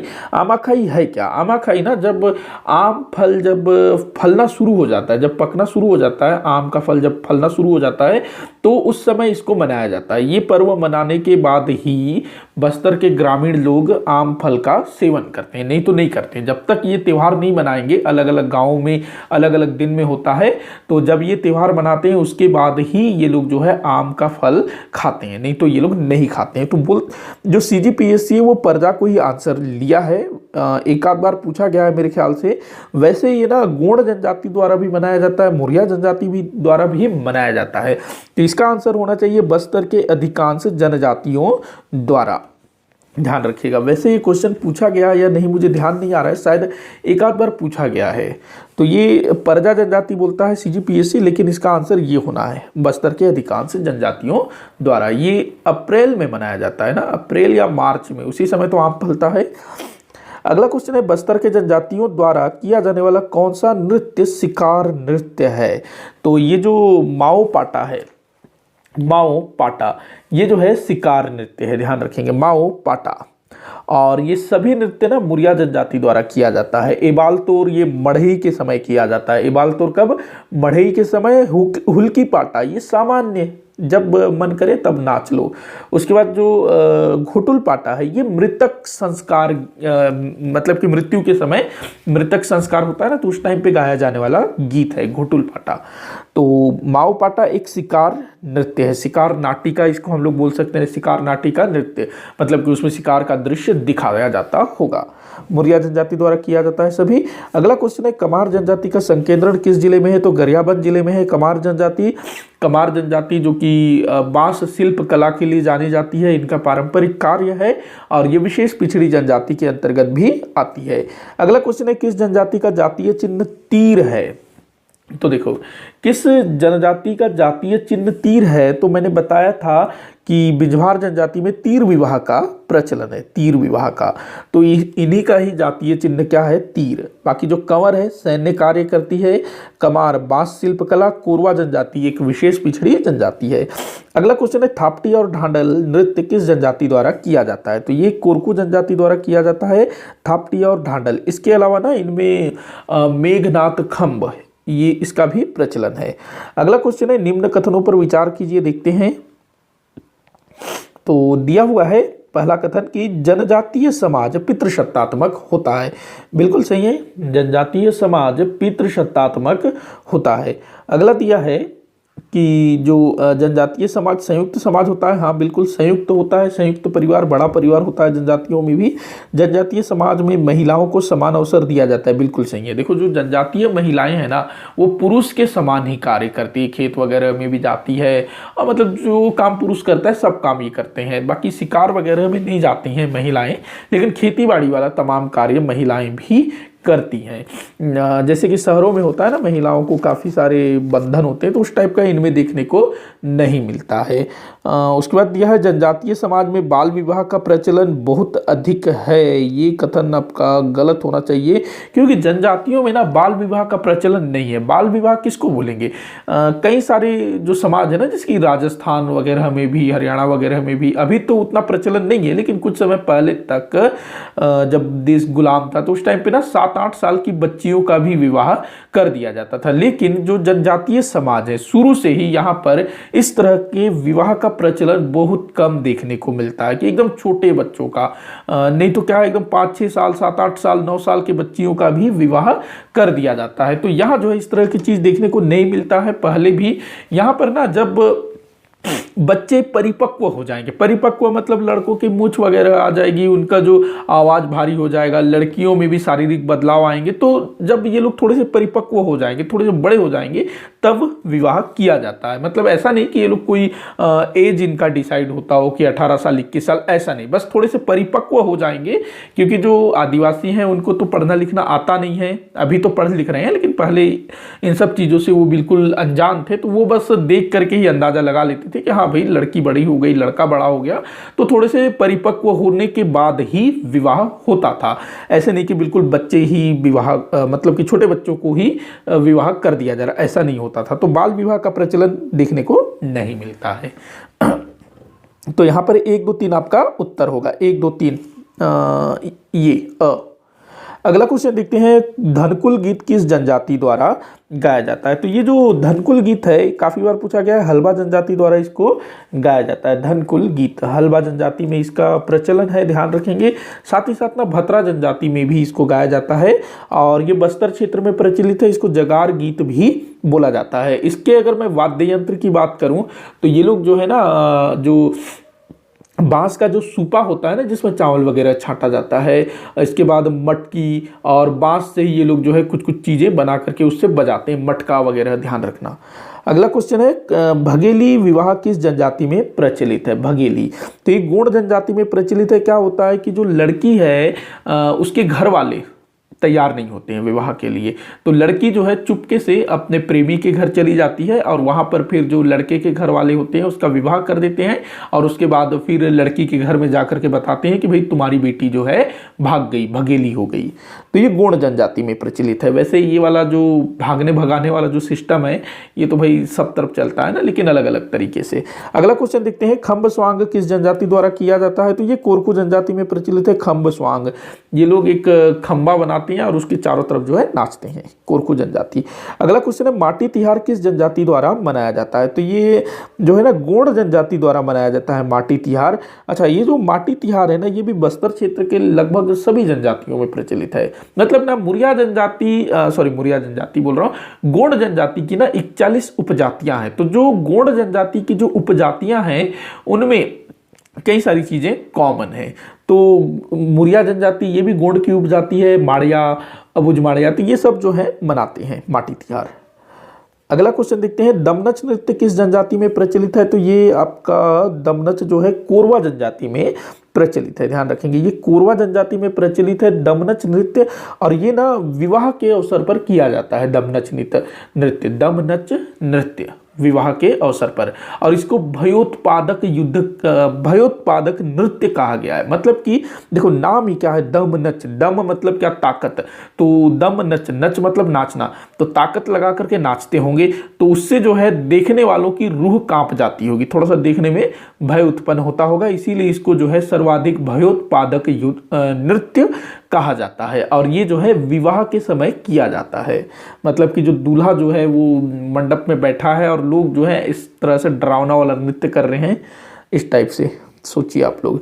आगे बढ़ते हैं, अगला क्वेश्चन देखते हैं, कर्मा नृत्य प्रमुखतः किस जनजाति द्वारा किया जाता है? वैसे तो कर्मा नृत्य ना बैगा, उर्रांव, गोंड, बिजवार इन सब में किया जाता है, लेकिन बैगा जनजाति में बहुत ज़्यादा खास है कर्मा नृत्य। अगर कभी पूछता है किसका नृत्य है तो बैगा आप लोग टिक करेंगे, और सब करते हैं कर्मा नृत्य ये चारों। अगला क्वेश्चन है, जनजातियों का लोकप्रिय वाद्य यंत्र कौन सा है? देखो जनजातीय कहीं के भी हों उनको ना मांदर बड़ा प्रिय है, मांदर, ध्यान रखेंगे, मांदर ये जनजातियों को बड़ा प्रिय है। अगला क्वेश्चन दिया है, परंपरागत गीतकार जनजाति कौन सी है? तो देखो ये जो पंवारा है, बसदेवा है, देवार है, प्रधान है, ये सब जो है परंपरागत गीतकार हैं, जबकि मुरिया नहीं है। वैसे मुरिया जनजाति के लोग भी गीत वगैरह गाते हैं, उनके जो भी नृत्य होते हैं, जो भी गाना वगैरह होता है वो गाते हैं, लेकिन ये लोग जो है परंपरागत नहीं होते हैं, मतलब इनका परंपरागत कार्य नहीं है। तो ये जो चार है ना ऊपर के, पंवारा, बसदेवा, देवार, प्रधान, ये सब के ये ट्रेडिशन, मतलब कि इनका परंपरागत कार्य है, इसी से इनका रोजी रोटी चलता है। तो यहाँ पर चारों आपका उत्तर सही हो जाएगा। अच्छा, ये जो है ना इनके भी ना अलग अलग होते हैं, जैसे कि ये जो देवार है ना, देवार दो प्रकार के होते हैं, ध्यान रखेंगे, देवार दो प्रकार के होते हैं, रतनपुरिया देवार और रायपुरिया देवार। आगे बढ़ते हैं, अगला क्वेश्चन देखते हैं। तो 1 2 3 4 आपका उत्तर होगा, मतलब अ। कौन सी जनजाति लिंगोपाटा गीत गाती है? तो लिंगोपाटा गीत कौन सी जनजाति गाती है? तो ये गाती है प्रधान जनजाति के लोग। कौन गाते हैं? प्रधान जनजाति के लोग। ये कहाँ गया प्रधान, ये द, प्रधान जनजाति के लोग लिंगोपाटा गीत गाते हैं। अगला क्वेश्चन है, कौन से गीतकार जनजाति हरबोरा और जगनान, ये ना कुछ और होना था, जग गंगनान होना था, कुछ ऐसे होना था, थोड़ा सा मैंने यहाँ मिस्टेक कर दिया, जग गंगनान ये होना था, जग गंगनान, तो कौन सी जनजाति गीतकार जनजाति? हरबोरा और जग गंगनान। अच्छा ठीक तो लिखा है, मैं क्या कहाँ मिस्टेक कर गया, माफ़ी चाहूँगा, मैंने ठीक लिखा है, ठीक लिखा है, सॉरी। तो ये कौन कहलाता है जंग गंगनान? तो बसदेवा, बसदेवा। तो ये ध्यान रखेंगे, जग गंगनान। तो बसदेवा, हरबोरा और जंग गंगनान कहलाते हैं। अगला क्वेश्चन है, कौन से गीतकार जनजाति पद्य शैली में गीत गाते हैं? देखो जो गीत है ना वो पद्य में ही गाया जाता है वैसे, तो स्पेशली पूछा जाता है, ध्यान रखेंगे। तो जो पंवारा जनजाति है ये लोग पद्य शैली में गीत गाते हैं। अगला क्वेश्चन है, ढुकू किस प्रकार की विवाह पद्धति है? ढुकू, तो ये जो ढुकू है ना ये हठ विवाह है, हठ विवाह ढुकू। अगला क्वेश्चन है, गोंचा पर्व किस माह में मनाया जाता है? काफी बार पूछा गया है, गोंचा पर्व किस माह में मनाते हैं? तो आषाढ़ मास के शुक्ल पक्ष द्वितीया में, आषाढ़ मास के शुक्ल पक्ष द्वितीया में गोंचा मनाया जाता है। किन के द्वारा? बस्तर के आदिवासियों द्वारा, बस्तर क्षेत्र में मनाया जाता है ना। किस विवाह पद्धति में लड़के को लमसेना जाना कहा जाता है? तो ये सेवा विवाह में, सेवा विवाह जिसको कि लमसेना विवाह भी बोला जाता है, चरघिया विवाह भी बोला जाता है। क्या होता है कि अगर कोई लड़का वधू मूल्य चुकाने में समर्थ नहीं है तो वो जो है लड़की के घर में जा करके रहेगा, अपने सास ससुर की सेवा करेगा। इसके अलावा कई सारे जो परिवार होते हैं उसमें मान लो कि एक ही संतान है और वो भी लड़की, तो वो जो है अपने बच्चे, अपनी बेटी के लिए घर जमाई लेकर के आएंगे, तो उसमें भी जो है सेवा विवाह ही आएगा। अगला क्वेश्चन है, किस जनजाति का पारंपरिक कार्य लोहे से जुड़ा हुआ है? तो अगरिया, इनका जो पारंपरिक कार्य है लोहे का है। अगला क्वेश्चन है, जगार गीत गायन के समय कौन सा वाद्य यंत्र प्रयोग में लाया जाता है? तो मैंने पीछे बताया कि वो लोग जो है स्पेशल वाद्य यंत्र बनाते हैं घर में, जो प्रयोग में लाया जाता है सूपा हो गया, मटका जो घड़ा जिसमें पानी भरते हैं ना वो, इसके अलावा बांस से ही वो कुछ बनाते हैं बजाने के लिए, तो उन चीज़ों को बजाते हैं, तो इनमें से कोई नहीं। अगला क्वेश्चन है, तुपकी का संबंध किस पर्व से? तो तुपकी का संबंध गोंचा पर्व से, ध्यान रखेंगे तुपकी का संबंध गोंचा पर्व से है। अगला क्वेश्चन है, गेड़ी नृत्य का प्रचलन किस जनजाति में है? तो ये मुरिया जनजाति में इसका बहुत ज्यादा प्रचलन देखने को मिलता है। हरेली त्योहार के समय में ना गेड़ी का प्रयोग होता है। अगला क्वेश्चन है, छत्तीसगढ़ में आभूषण पहुंची शरीर के किस अंग में पहना जाता है? तो ये बाजू जो बाह है ना वहां पहनते हैं पहुंची। कौन सी जनजाति छत्तीसगढ़ में नहीं पाई जाती है? तो यहाँ पर ये CGPSC में लिया गया क्वेश्चन है, तो जो भोटिया है ये आंसर लिया था, भोटिया छत्तीसगढ़ में नहीं पाई जाती है। वैसे ये जो बनिया है, बनिया मतलब जो व्यापारी वाले होते हैं वो बनिया, लेकिन ये तो भाई कोई जनजाति तो नहीं है, लेकिन आंसर भोटिया लिया गया है। आगे बढ़ते हैं, अगला क्वेश्चन है, बैगा जनजाति का मुख्यतः संकेंद्रण कहाँ पर है? तो मैकल पर्वत श्रेणी में। मैकल पर्वत श्रेणी का विस्तार राजनांदगांव, कवर्धा, मुंगेली, आज का जो गौरेला पेंड्रा मरवाही है इस तरफ है, तो इसी क्षेत्र में बैगा जनजाति का अधिकतर संकेंद्रण देखने को मिलता है। अगला क्वेश्चन है, निम्न में से किस जनजाति को राज्य शासन द्वारा अलग से विशेष पिछड़ी जनजाति की श्रेणी में शामिल किया गया है? तो देखो कमार हो गया, बिरहोर हो गया, बैगा, भुजमाड़िया, इसको तो केंद्र सरकार द्वारा किया गया है। ये जो भुंजिया है और साथ ही साथ पंडो, इनको जो है राज्य सरकार द्वारा विशेष पिछड़ी जनजाति का दर्जा दिया गया है। अगला क्वेश्चन है, निम्न कथन को पढ़िए बोल रहा है, पढ़ लेते हैं निम्न कथनों को। तो पहला कथन है, बस्तर की जनजाति में भतरा नाट प्रचलित है। जी हाँ बिल्कुल सही है, भतरा नाट बस्तर की जनजातियों में प्रचलित है। भतरा नाट की कथा वस्तु पौराणिक कथाएं हैं, तो बिल्कुल सही है। भतरा नाट में सभी कलाकार पुरुष होते हैं, तो ये भी बिल्कुल सही है। भतरा नाट, इसमें ना उड़ीसा का प्रभाव देखने को मिलता है, भतरा नाट में उड़िया का प्रभाव देखने को मिलता है, उड़ीसा का, तो ये तीनों ही यहाँ पर सही है, 1 2 3। अगला क्वेश्चन है, निम्न में से किस जनजाति में युवा गृह नहीं पाए जाते हैं? तो देखो उर्राव जनजाति में आपका धुमकुरिया, बिरहोर जनजाति में गितुओना, भारिया जनजाति में रंगबंग। तो यहाँ पर 1 4 6 मतलब कि ये जो कंवर है इसमें नहीं पाया जाता है, भुंजिया में नहीं पाया जाता है, बैगा में नहीं पाया जाता है, तो 1 4 6 आपका उत्तर होगा, 1 4 6 ये। अगला क्वेश्चन है, सिडोली नामक मृतक संस्कार, ये क्या सुस्कार हो गया, माफी चाहूंगा ऊपर में बिंदी लगना था, ये ऊ की मात्रा लग गया। तो सिडोली नामक मृतक संस्कार प्रथा किस जनजाति में प्रचलित है? तो मृतक संस्कार भी पूछे जाते हैं, तो ये कोरकू जनजाति में इसका प्रचलन देखने को मिलता है। अगला क्वेश्चन है, मयारी किस जनजाति का जातीय पंचायत है? काफी पूछा गया क्वेश्चन है, बहुत बार, मोस्ट आईएमपी क्वेश्चन है। तो ये ना कोरवा जनजाति में प्रचलित है मयारी नामक पंचायत, इनका जातीय पंचायत इसको हम लोग बोल सकते हैं, जो कि इनके ही जाति में प्रचलित है, मयारी नामक पंचायत, कोरवा जनजाति। अगला क्वेश्चन है, कौन सा नृत्य मुरिया जनजाति द्वारा नहीं किया जाता है? भाई ककसार किया जाता है, हुल्की पाटा किया जाता है, एबालतोर भी किया जाता है। ये जो परब है ना, ये बस्तर क्षेत्र की जो परजा जनजाति है, जिसको धुरवा भी बोला जाता है, तो उनके द्वारा परब नृत्य किया जाता है। बाकी ककसार, हुल्की पाटा, एबालतोर ये सब जो है मुरिया जनजाति द्वारा किया जाता है। ककसार ना ये कहाँ किया जाता है? लिंगोपेन को खुश करने के लिए किया जाता है ककसार नृत्य, लिंगोपेन को खुश करने के लिए। हुल्की पाटा कभी भी, एबालतोर मड़ई मेले के टाइम पे किया जाता है शायद, और परब जो है परजा जनजाति द्वारा। तो द आपका उत्तर होगा। अगला क्वेश्चन है, कोरवा में फसल काटने के बाद मनाया जाने वाला पर्व है, कोरवा जनजाति में। तो कोरवा जनजाति के लोग फसल काटने के पश्चात एक पर्व मनाते हैं जिसको बोला जाता है कोरा। क्या बोलते हैं? कोरा। वहीं आमाखानी, आम फल के पकने पर बस्तर क्षेत्र में मनाया जाता है। उसके बाद नवाखाई, ये फसल पकने पर मनाया जाता है बस्तर क्षेत्र के जनजातियों द्वारा। और दियारी तक ना फसल कट करके खलिहानों में आ चुका होता है। तो कोरा जो है ये कोरवा जनजाति में मनाया जाता है फसल काटने के बाद। अगला कथन है, कौन सा कथन भतरा नाट्य के संबंध में सही है? तो पहला दिया है, एक बड़े रंगमंच पर खेला जाता है। तो देखो भतरा नाट्य ना एक मतलब आदिवासियों द्वारा किया जाने वाला नृत्य है, मतलब नाट्य मतलब ना एक कहना चाहिए आपका जो क्या कहते हैं, एक नाटक जो खेला जाता है ना, नाटक नौटंकी जो होता है, तो उस टाइप का चीज़ है। तो इसके लिए कोई बहुत बड़ा रंगमंच नहीं होता है। वो लोग ना छोटा सा लकड़ी वगैरह से, जो पाटा वाटा होता है ना लकड़ी का, जो बत्ता वत्ता जो होता है, तो उन सब चीज़ों से ना एक छोटा सा मंच बनाते हैं जिसको बेड़ा बोला जाता है। क्या बोलते हैं? बेड़ा। वो नॉर्मल सा होता है, छोटा सा होता है, वो बनाते हैं। उसमें भी ना अधिकतर गाने वाने वाले ही बैठते हैं।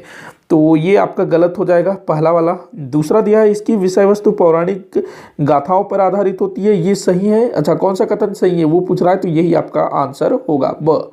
अगला देख लेते हैं, इसमें स्त्री और पुरुष दोनों भाग लेते हैं? नहीं, केवल पुरुष ही भाग लेते हैं। और स्त्री मतलब कि जो स्त्रियों की जो भूमिका होती है ना, वो पुरुषों द्वारा निभाया जाता है। तो यहाँ केवल पुरुष ही भाग लेते हैं, ये गलत है। अगला दिया है, नाटक के पात्रों का मेकअप नहीं होता। भाई भर भर के ये लोग मेकअप करते हैं। जो पुरुष है ना, स्त्री बनेंगे ना तो बहुत सारा मेकअप करेंगे, तो मेकअप ये लोग बहुत करते हैं। तो यहाँ पर ब ही आपका सही होगा। छेरछेरा पर्व के संबंध में क्या सत्य नहीं है? तो पहला दिया है, यह पौष पूर्णिमा के दिन मनाया जाता है, बिल्कुल सही है। पौष पूर्णिमा अभी बीता ना, तो उस दिन मनाया जाता है। बच्चे घर घर जाकर दान एकत्र करते हैं, बिल्कुल सही है। कृषि उपकरणों की पूजा ना, ये गलत है। तो यही आपका उत्तर होगा। कृषि उपकरणों की पूजा कब होती है? हरेली अमावस्या के दिन। लड़कियां सुआ नृत्य करती है, बिल्कुल सही है। अगला क्वेश्चन देखते हैं, उर्राव जनजाति में प्रचलित पेय पदार्थ को किस नाम से जाना जाता है? तो कोस्मा बोला जाता है। काफी इंपॉर्टेंट है, कई बार पूछा जा चुका है। उर्राव जनजाति में जो पेय पदार्थ है उसको बोलते हैं कोस्मा। वही जो करेया है, ये उर्राव जनजाति में पहना जाने वाला एक प्रकार का वस्त्र है। तो कोस्मा पेय पदार्थ है, ध्यान रखेंगे। धुमकुरिया इनमें प्रचलित युवा गृह है। सरहुल उर्राव जनजाति द्वारा किया जाने वाला नृत्य है और इनका एक पर्व है। किसने घोटुल का वृहद अध्ययन किया था? तो वेरियर एल्विन, इसने जो है घोटुल का वृहद अध्ययन किया और एक पुस्तक लिखी, the Muria and their ghotul, the Muria and their ghotul. और इस पुस्तक के प्रकाशन के पश्चात घोटुल जो है दुनिया भर में प्रसिद्ध हो गया। मुड़िया जनजाति में प्रचलित है ना घोटुल, तो वेरियर एल्विन। अगला क्वेश्चन है, मुरिया किस जनजाति की उपजाति है? तो गोंड जनजाति की उपजाति है मुरिया। काफी बार ये भी पूछा गया है। दंडामी माड़िया जनजाति द्वारा किया जाने वाला गौर नृत्य कब किया जाता है? तो ये जात्रा पर्व पर किया जाता है। जात्रा पर्व में क्या होता है, बलि वगैरह दी जाती है जात्रा पर्व में, तो उसी टाइम पर ये लोग जो है ये गौर नृत्य करते हैं। और गौर नृत्य को ही वेरियर एल्विन ने दुनिया का सबसे सुंदर नृत्य कहा है। ध्यान रखेंगे इस चीज को। और दंडामी माड़िया इसको करते हैं। देखो, माड़िया नहीं, अबुझ माड़िया नहीं, मुड़िया नहीं, दंडामी माड़िया। दंडामी माड़िया जनजाति का जो संकेंद्रण है ना दंतेवाड़ा सुकमा तरफ बहुत अधिक देखने को मिलता है। आगे बढ़ते हैं, अगला क्वेश्चन देखते हैं। कौन सा पेय पदार्थ गोंड जनजाति में भोजन के रूप में प्रयुक्त होता है? तो पेज। ये जो पेज है ना ये चावल से तैयार होता है, चावल या चावल की कनकी से, या फिर एक मड़िया एक बोला जाता है उससे, या फिर मक्का से भी बनाया जाता है। मतलब अलग अलग चीज़ों से इसको बनाया जाता है और पानी में इसको उबाला जाता है, पानी में उबाला जाता है और उसके बाद ये लोग इसको पीते हैं। तो ये रोज़ ये लोग जो है खाने के साथ इसको प्रयोग में लाते हैं। तो ये कोई नशीला चीज़ नहीं है। बाकी सल्फी जो है एक प्रकार से नशीला चीज़ है, लांदा भी नशीला चीज़ है। महुए का रस, भाई महुए से शराब बनता है ना, हमारे छत्तीसगढ़ के लोग इससे भली भांति परिचित होंगे महुए से। तो ये भी शराब है, तो भाई इसको खाने के साथ डेली थोड़े ना लेंगे। तो पेज जो है इसको खाने के साथ बच्चे बूढ़े सब लेते हैं। मतलब ये कोई ख़राब चीज़ नहीं है, ये नॉर्मल होता है। इससे नशा वगैरह कुछ नहीं होता है। इसको मतलब पेट भरेगा बस। तो पेज। अगला क्वेश्चन है, डंडारी नृत्य कब किया जाता है? तो ये बस्तर क्षेत्र में किया जाता है होली के अवसर पर। अमुस हरेली को बोला जाता है नवाखाई पोला के समय, दियारी जो है फसल कटने के पश्चात।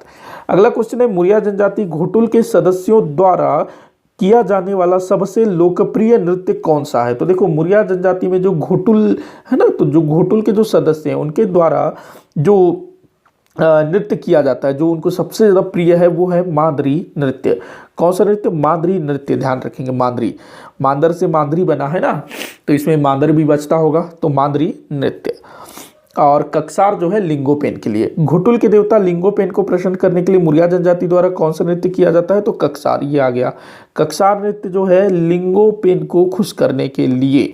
और मांदरी जो है इनका प्रिय नृत्य, जो कि घुटुल के सदस्य ही करते हैं, घुटुल के बाहर भी वो लोग करते हैं। गेड़ी नृत्य किस समय किया जाता है? गेड़ी नृत्य तो हरेली के टाइम पर मुरिया जनजाति द्वारा। माओ पाटा भी मुरिया जनजाति द्वारा किया जाता है, जो कि एक शिकार नृत्य या फिर शिकार नाटिका है। अगला क्वेश्चन देखते हैं, जनजातियों द्वारा किए जाने वाले नृत्यों में वह नृत्य कौन सा है जो सबसे लंबे समय तक चलता है? तो ये अच्छा क्वेश्चन है, इसको ध्यान में रखिएगा। तो ये जो एक मिनट सॉरी, तो ये जो भड़म नृत्य है ना, ये जो भड़म नृत्य है, इसको माना जाता है कि ये सबसे लंबे समय तक चलता है, जो कि भारिया जनजाति द्वारा किया जाता है। भारिया जनजाति द्वारा भड़म नृत्य ये सबसे लंबे समय तक चलता है। मांदरी नृत्य, कक्सार नृत्य ये मुरिया जनजाति द्वारा, और बिलमा नृत्य ये आपके बैगा जनजाति में प्रचलित है। तो भड़म नृत्य सबसे लंबे समय तक चलने वाला नृत्य है। अगला क्वेश्चन है, किस नृत्य को सैन्य नृत्य भी कहा जाता है? तो कौन सा नृत्य है जिसको कि सैन्य नृत्य भी बोला जाता है? तो ये परब नृत्य को सैन्य नृत्य भी बोला जाता है। परब नृत्य कौन करते हैं? तो बस्तर क्षेत्र के परजा अथवा धुरवा जनजाति के लोग। और भड़म नृत्य मैंने अभी बताया सबसे लंबे समय तक चलने वाला नृत्य, जो कि भारिया जनजाति द्वारा किया जाता है। ढांढल कुरकू जनजाति में, डंडारी बस्तर क्षेत्र में होली के समय में। अगला क्वेश्चन है, बार नृत्य किस जनजाति द्वारा किया जाता है? ये भी काफी बार पूछा गया है। कंवर जनजाति द्वारा बार नृत्य किया जाता है। उर्राव जनजाति में सरहुल नृत्य को, उसके बाद दूरला जनजाति बस्तर क्षेत्र में है। कोल जनजाति कोयला निकालने का काम करती है। तो कंवर जनजाति इसमें जो है बार नृत्य प्रचलित है, काफी बार पूछा गया है। अगला क्वेश्चन है, विंध्यवासिनी विंध्यवासिनी किस जनजाति की प्रमुख देवी है? तो ये बिजवार जनजाति की प्रमुख देवी है विंध्यवासिनी। बिजवार जनजाति जिसमें तीर विवाह का प्रचलन है। अगला क्वेश्चन देखते हैं, धेरसा कृषि के दौरान किस जनजाति द्वारा मनाया जाता है? तो धेरसा कोई पर्व है, तो ये किस जनजाति द्वारा मनाया जाता है? कोरवा जनजाति द्वारा। ये कृषि के समय धेरसा। अगला क्वेश्चन है, किस जनजाति में धनुष का विशेष महत्व है? तो धनुष का विशेष महत्व किस जनजाति में है आपको बताना है।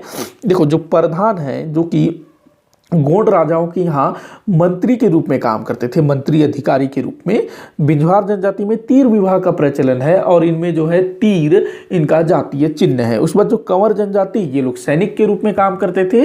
तो अब आप लोग बताइए कि किस जनजाति में धनुष का विशेष महत्व है? तो ये जो धनवार जनजाति है ना, धनवार, इन्हीं में धनुष का विशेष महत्व है। यहाँ तक कि जब धनवार जनजाति के किसी युवक का विवाह होता है ना, तो वो अपने साथ धनुष रखता है विवाह के समय में। तो धनवार जनजाति में धनुष का विशेष महत्व है। अगला क्वेश्चन है, गोंड जनजाति में प्रचलित नोह डोरा क्या है? तो गोंड जनजाति में क्या है, जब उनमें नया घर बनता है ना, नया घर जब वो लोग बनाते हैं और जब उसमें प्रवेश करते हैं तो नए घर में ना वो लोग चित्रकारी करते हैं, तो उसी चित्रकारी को नोह डोरा कहा जाता है। तो ब आपका उत्तर होगा। अगला क्वेश्चन है, बस्तर की कौन सी जनजाति कंघी कला के लिए जानी जाती है? तो बस्तर में एक जनजाति है बंजारा जनजाति, ये कंघी कला के लिए बड़ी प्रसिद्ध है और बस्तर क्षेत्र में ना कंघी को प्रेम के उपादान के रूप में जाना जाता है। मतलब कि जो लड़के होते हैं, जो प्रेमी होते हैं, अपनी प्रेमिका को कंघी भेंट करते हैं। अगला है, बीज बोने से पहले किस जनजाति द्वारा बीज बोहानी नामक पर्व मनाया जाता है? मतलब कि खेतों में बीज बोने से पहले किस जनजाति में बीज बोहानी नामक पर्व मनाया जाता है? तो कोरवा जनजाति में इस तरह का पर्व प्रचलित है। अगला क्वेश्चन, बैगा जनजाति में प्रचलित हठ विवाह क्या है? तो देखो, जो हठ विवाह है ना, एक पीछे मैंने बताया था ढुकू, ये दिया है ना ढुकू, पीछे आया था, जो कि कोरवा जनजाति में प्रचलित हठ विवाह है। उसके बाद जो पैठू है, ये बैगा जनजाति में प्रचलित हठ विवाह है। हठ विवाह से तात्पर्य कि भाई तुझको ही दूल्हा बनाऊंगा करके एक गाना है ना, तो वैसे ही आप समझ जाइए कि मैं इसी से ही विवाह करूंगा, तो इस टाइप वाला। तो ढुकू कोरवा जनजाति में, पैठू बैगा जनजाति में। गुर्रावट ये विनिमय विवाह है। और उढ़रिया, उढ़रिया जो है ना, ये लड़का लड़की जब भाग जाते हैं ना, तो उसको उढ़रिया बोला जाता है। तो एक तरह का गंधर्व विवाह हम मान सकते हैं, प्रेम विवाह। तो उढ़रिया ध्यान रखेंगे, गंधर्व विवाह का ही एक रूप इसको बोल सकते हैं, या फिर गंधर्व विवाह का दूसरा नाम। गंधर्व विवाह में क्या होता है, लड़के लड़की के माँ बाप तैयार नहीं होते हैं, लड़के लड़की भाग जाते हैं, अपना कहीं मंदिर में जाकर के कोर्ट मैरिज जहाँ शादी करना चाहें कर लेते हैं। तो उढ़रिया भी उसी का एक रूप है, मतलब कि उठा के ले जाना, इस टाइप से। एक गाना भी है ना, उठा ले जाऊंगा तुझे, क्या क्या चीज़ मुझे याद आते रहता है, माफ ही जाऊंगा। अगला क्वेश्चन है, निम्न कथनों पर विचार कीजिए। तो धुमकुरिया के संबंध में दिया हुआ है, देख लेते हैं। पहला कथन है कि धुमकुरिया के युवक सदस्य धांगर और युवती सदस्य धांगरिन कहलाते हैं। बिल्कुल सही है, पहला वाला बिल्कुल सही है। दूसरा दिया है, युवती सदस्यों की मुखिया बारकिन धांगरिन कहलाती है। हाँ, बिल्कुल सही है। और ये जो है ना, युवती सदस्यों की जो मुखिया है, जो बारकिन धांगरिन कहलाती है, वो एक क्या कहते हैं, विधवा स्त्री को बनाया जाता है। मतलब ना, इनमें विधवा स्त्री भी सदस्य होती है। ये पता नहीं यार, टाइम क्यों नहीं दिखा रहा है, रिकॉर्ड हो भी रहा है या नहीं। वीडियो रिकॉर्डिंग ना बीच में स्टॉप हो गया था, तो इसको हम लोग फिर से चालू करते हैं। तो हम लोग देखे थे कि जो बारकिन धांगरिन, वो एक विधवा स्त्री को बनाया जाता है। तो इससे ये आप लोग ध्यान में रखेंगे कि धुमकुरिया में विधवा स्त्री भी सदस्य होगी। तीसरा दिया हुआ है, युवक सदस्यों का मुखिया धांगर महतो कहलाता है। जी हाँ, बिल्कुल सही है, तीसरा पॉइंट है। तो यहाँ पर तीनों कथन आपके सही हो जाएंगे। तो एक और दो, एक दो तीन आपके यहाँ पर सही होंगे, एक दो तीन, तीनों कथन यहाँ पर सही होंगे। अगला दिया है, छत्तीसगढ़ की कौन सी बोली द्रविड़ भाषा परिवार का हिस्सा नहीं है? तो ये इस तरह के क्वेश्चन भी काफी पूछे जाते हैं। तो देखिए, जो गोंडी है ये द्रविड़ भाषा परिवार का हिस्सा है, दोरली भी है, कुरुख भी है। कुरुख जो कि उरांव जनजाति द्वारा बोला जाता है। लेकिन जो हल्बी है ना, ये द्रविड़ भाषा शैली के अंतर्गत, द्रविड़ भाषा परिवार के अंतर्गत नहीं आती है हल्बी बोली, ध्यान रखेंगे। हल्बी जो है ना, आर्य भाषा परिवार का हिस्सा है। हल्बी हो गया, भत्री हो गया, छत्तीसगढ़ी हो गया, ये सब जो है आर्य भाषा परिवार का हिस्सा है। तो बाकी तीनों जो है द्रविड़ भाषा परिवार का हिस्सा है। अगला क्वेश्चन है, छत्तीसगढ़ की कौन सी बोली पर उड़िया होना है? यहाँ पर ऊ की मात्रा, मतलब आ की मात्रा यहाँ आना था, उड़िया। तो छत्तीसगढ़ की कौन सी बोली पर उड़िया भाषा का प्रभाव देखने को नहीं मिलता है? तो देखो, हमारा जो छत्तीसगढ़ है ना, वो उड़ीसा से लगा हुआ है और उड़ीसा में प्रमुखतः कौन सी भाषा बोली जाती है? उड़िया। तो हमारे छत्तीसगढ़ के जो भी क्षेत्र उड़ीसा से लगे हुए हैं, वहां पर बोली जाने वाली तमाम बोलियों पर उड़िया भाषा का प्रभाव देखने को मिलता है। बिंझवारी इसमें भी देखने को मिलता है, कलंगा में भी, लरिया में भी। लेकिन जो बैगानी है, जो कि बैगा जनजाति द्वारा बोली जाती है। और बैगा जनजाति का संकेंद्रण किस तरफ है? मैकल पर्वत श्रृंखला में, जो कि मध्य प्रदेश की सीमा को लगता है। तो इस तरफ जो है उड़िया का कोई भी प्रभाव नहीं है। ऊपर के तीनों पर उड़िया भाषा का प्रभाव देखने को मिलता है। अगला है सगरा खंड किस जनजाति के प्रमुख देवता है? तो ये कंवर जनजाति के प्रमुख देवता है सगरा खंड। अगला क्वेश्चन है किस जनजाति को वनचर के नाम से जाना जाता है? बिरहोर को ना वनचर भी बोला जाता है। बिरहोर, यहाँ जो बीर है, बीर शब्द का मतलब होता है वन, होर का मतलब होता है मानव। तो वन का मानव, जंगल का मानव, बिरहोर। अगला क्वेश्चन है कथनों पर विचार करने को बोल रहा है। कुछ कथन दिए हुए हैं, देख लेते हैं। एक दिया है कमार जनजाति का पंचायत प्रधान कुरहा है, बिल्कुल सही है। कमार जनजाति में घोड़े को छूना निषेध माना गया है, बिल्कुल सही है। ये भी, ये लोग घोड़े को नहीं छूते हैं। कमार जनजाति में किसी की मृत्यु होने पर घर का त्याग कर देते हैं, ये भी बिल्कुल सही है। तीनों कथन यहाँ पर सही है। देखिए क्या होता है, कमार जनजाति में अगर किसी की डेथ हो जाती है तो ये लोग ना अपना घर को छोड़ देते हैं, जिस घर में मृत्यु हुई है नया घर बना के रहने लगते हैं। हालांकि अभी तो ये पॉसिबल नहीं होगा, लेकिन पहले ऐसा होता था। और इनमें भी जो है जातीय पंचायत होती है जिसका प्रधान कुरहा कहलाता है। अगला तो यहाँ 1 2 3 तीनों सही है।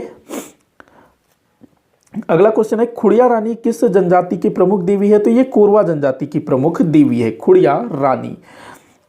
आखिरी क्वेश्चन है इस वीडियो का, गौर नृत्य किस जनजाति द्वारा किया जाता है? गौर नृत्य, जिसको कि वेरियर एल्विन ने दुनिया का सबसे सुंदर नृत्य बताया है, तो दंडामी माड़िया द्वारा इस नृत्य को किया जाता है। दंडामी माड़िया को ही बाइसन हार्न माड़िया भी बोला जाता है। दंडामी माड़िया मुरिया जनजाति, गोंड जनजाति की एक उपशाखा है। देखो, गोंड से निकले माड़िया, माड़िया से अबुझ माड़िया और दंडामी माड़िया, ध्यान रखेंगे। तो इसी के साथ आज का ये वीडियो यहीं पर समाप्त होता है। आप लोग मुझे कमेंट करके बताइएगा कि ये वीडियो आप लोगों को कैसा लगा और आपसे कितने क्वेश्चन सॉल्व हुए। और किसी भी क्वेश्चन में आपको कोई भी डाउट लगता है, मेरे द्वारा जो भी जानकारी दी गई उसमें अगर आप लोगों को कुछ भी डाउट लगता है तो आप लोग नीचे कमेंट बॉक्स में जरूर लिखिएगा, मैं जवाब देने की कोशिश करूंगा। वीडियो को जितना हो सके आप उतना शेयर कर दीजिएगा, वीडियो को लाइक करिएगा, चैनल को सब्सक्राइब करिएगा। वीडियो को आखिर तक देखने के लिए बहुत बहुत धन्यवाद।